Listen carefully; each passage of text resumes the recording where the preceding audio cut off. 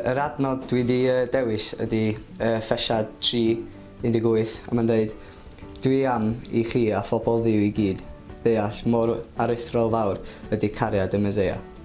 Mae'n lletach yn hirach ac yn uwch ac yn ddyfnach na dim byd arall. Dwi wedi dewis yr adnod yma oherwydd dwi'n meddwl bod o'n gyffrous iawn i gwybod ma Duw yn caru mi mor fawr a dwi jyst teimlo bod even yn adnod yn methu esbonio faint o mawr di cariad Duw ato ni.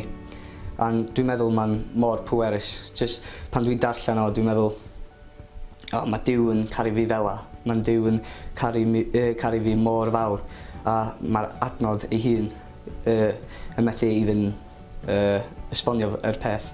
So dwi'n meddwl mae'n mor pwerus a gyffrous.